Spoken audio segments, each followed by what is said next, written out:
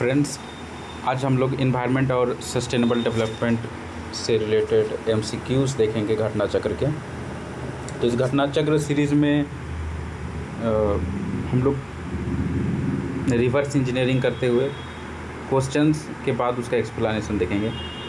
यहाँ पे कुछ नोट्स दिए हुए हैं, तो नोट्स पे आएंगे, पर सबसे पहले हम क्वेश्चंस के बाद ही नोट्स पे आएंगे। तो चलिए शुरू करते हैं फर्स्ट क्वेश्चंस के साथ। ये बहुत बेसिक्स क्वेश्चन है। पहला क्वेश्चन देखते हैं। Given below two statements, one label as assertion and other as reason, और इसका असर्शन है sustainable development is important for wellbeing of human society. Reason है sustainable development is kind of development that meets the needs of present without compromising the ability for future generation to meet their own needs। तो इसका सही answer होगा A. Both A and R are true and R is a correct explanation of A. इसका solution पे comments देखते हैं। Sustainable development is important for well-being of the human society. Sustainable development has been defined in many ways. The most frequently quoted definition from our common future, also known as Brundtland Report, sustainable development is a development that meets the needs of the present without compromising the ability for future generation to meet their own needs. Next question देखते हैं। Question number 2, arrange the following events in the chronological order and select the correct answer from the codes given below. पहला है Rio Earth Summit, दूसरा है publication of Brundtland Commission report, third is enforcement of Montreal protocol, and fourth is publication of limit to growth. इसका सही answer होगा option number B. और इसे हमें क्रोनोलॉजिकल ऑर्डर में सजाना है। तो पहला है publication of limit to growth, जिसका पब्लिकेशन 1972 पे हुआ था। Publication of Brundtland report August 1987, enforcement of Montreal protocol 1989, Rio Earth Summit June 1992। Third question देखते हैं। The discussion on sustainable development was started after submitting the report on environment to the United Nation in 1987। The report was, इसका सही answer होगा our common future. After the submission of report Our Common Future, also known as Brundtland Report, which was published by the World Commission on Environment and Development in 1987. The discussion on sustainable development was started. Environment refer to, ये बहुत basic question है। इसका सही answer होगा all of the above. इसका explanation देखते हैं। The word environment is derived from French word environ, which means to encircle or surround. The environment is a very broad concept and involves everything that affects organism during its lifetime.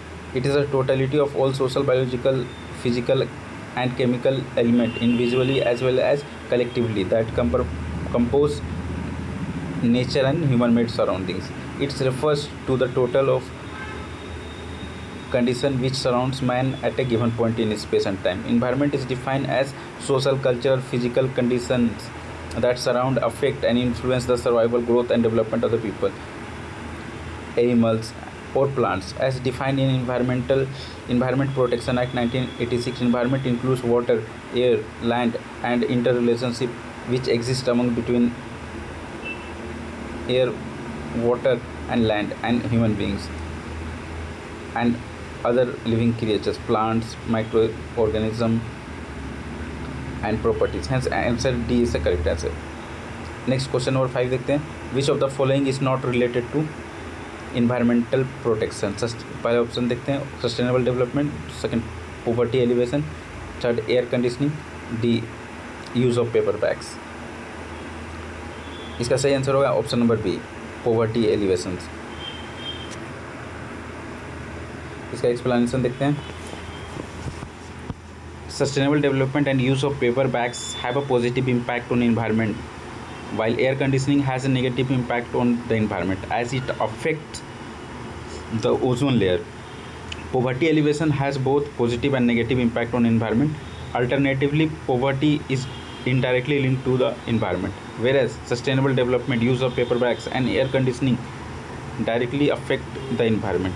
So if we consider the positive impact on environment from poverty elevation, option C 2 may be correct answer. तो ये थोड़ा doubtable question था, but यहाँ पे answer दिया हुआ है poverty alleviation is not directly related to environment. Question number 6 देखते हैं। Environment protection act of India was enacted in, इसका सही आंसर होगा 1986। इसका एक्सप्लेनेशन देखते हैं। Environment protection act of India was enacted in the year 1986। It extends to the whole of India. Question number 7. When Environment Protection Act for Preservation and Protection of Environment was passed by the Government of India, इसका सही answer होगा 1986। अभी इससे पहले हम लोग same question देखे थे, यहाँ पे ये रिपीटेड क्वेश्चन है। In which of the following year environment protection act was passed, तो इसका सही आंसर होगा 1986। Again next question, same question बहुत जगह पूछा गया है, बहुत इंपॉर्टेंट क्वेश्चन है ये। The environmental protection act in India was enacted in which of the following years, तो इसका सही आंसर होगा 1986 AD। क्वेश्चन नंबर 10 देखते हैं। Environment is a composite state of, option A biotic factor, physiographic factors, abiotic factors and all of the above, इसका सही answer होगा all of the above. Option number D, environment may be divided into biotic abiotic environments. The biotic environment is made up of biotic factor, that is all living things in environment. The abiotic factor of physical environment is made up of all physical factors that affect in the organism. Example: temperature, light intensity and amount of available water, etc. तो next question देखते हैं। Generally environment can be classified as following categories, which among the following is not a part of such category? Option A operational environment, second physical environment, C cultural environment, option D biological environment। इसका correct answer होगा option A operational environment. Generally environment can be classified as a physical, cultural and biological environment. Physical environment include landforms, water bodies, climate, soil, rocks, minerals, etc. Biological environment include plants, animal, microorganism, etc. Whereas cultural environment include man-made features such as economical, social and political elements. Next question देखते हैं। Question number 12, sustainable in development is a matter of intergenerational sensibility in respect to of use of. Option A natural resources, option B material resources, option C industrial resources, option D social resources. इसका explanation देखते हैं।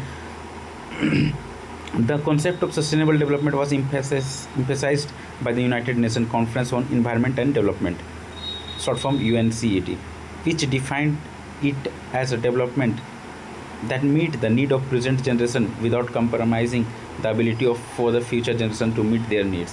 Sustainable development is a matter of intergenerational sensibility in respect of the use of natural resources.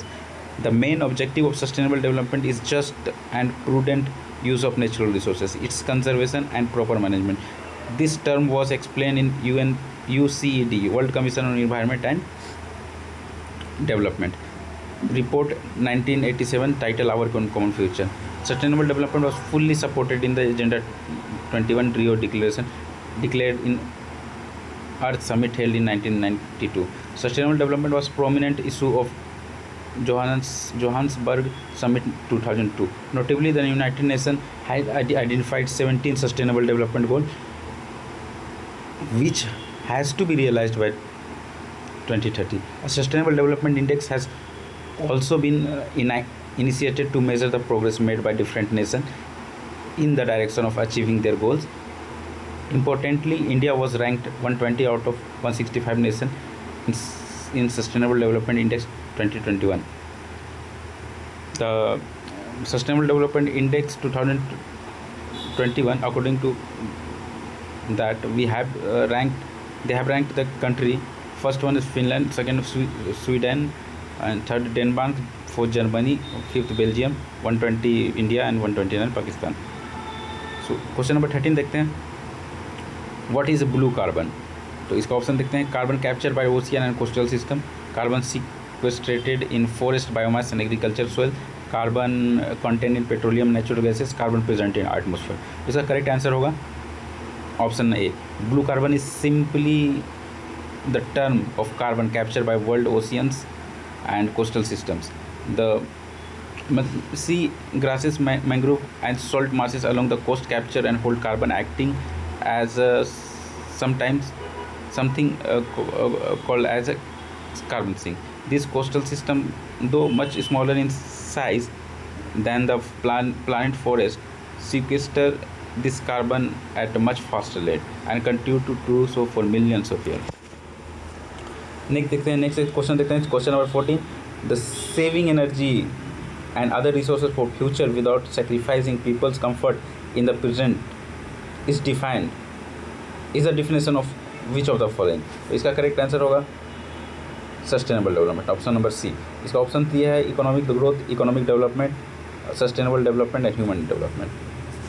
Next question देखते हैं, question number 15, which of the following sustainable development goal will target India will target the water availability for all and its permanent management up to 2030 in India। तो water availability और management से related SDG 6 है, we have 17 SDG और इसमें से SDG 6 है water availability for all and its permanent management. तो इसका एक्सप्लेनेशन देखते हैं, the United Nation has identified 17 SDG sustainable development goal which have to be realized by year 2030। Among these goals SDG 6 clean water and sanitation ensures availability and sustainable management of water and sanitation for all. Today 2.2 billion lack access to safely managed drinking water and more than 4.2 billion people lack safely managed sanitation। Question number 16 देखते हैं, decade for sustainable energy for all the initiative of option है United Nation. Renewable energy is a form of energy that is not caused of pollution nor has its adverse impact on natural resources. Sustainable energy is the seventh goal of 17th United Nations Sustainable Goal, which with a call to ensure access to affordable, reliable, sustainable and modern energy for all 2030. The Sustainable Energy for All initiative acts in support of 2014 to 2024 decade of sustainable energy for all declared by United Nations General Assembly। Question number 17 देखते हैं, which of the following is a nodal institution for implementation of sustainable development goal in India। तो option A है planning commission, option 2 disinvestment commission, option C NITI Aayog, option D finance commission. इसका correct answer होगा option C NITI Aayog. इसका explanation देखते हैं, NITI national institution for transforming India, Aayog is a nodal institution for coordination and implementation of sustainable development goal in India. Next question देखते हैं, world environment day is celebrated on. तो इसका correct answer होगा option सी 5 जून।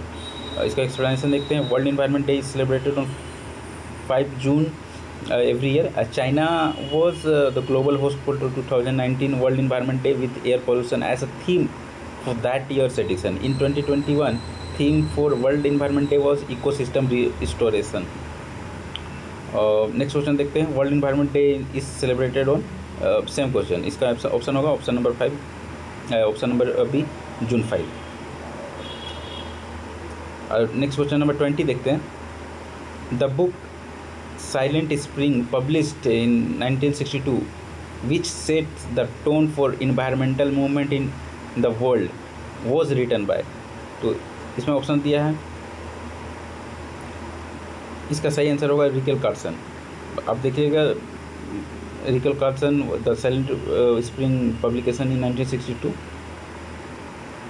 ये book publish हुआ था। इसका explanation देख लेते हैं, silent spring is an environmental science book published in 1962. It was written by American biologist and ecologist Rachel Carson. तो इस तरह से हम लोग अभी 20 क्वेश्चन देख चुके हैं। अब आगे क्वेश्चन हम लोग नेक्स्ट वीडियोज़ में देखेंगे। अभी के लिए धन्यवाद।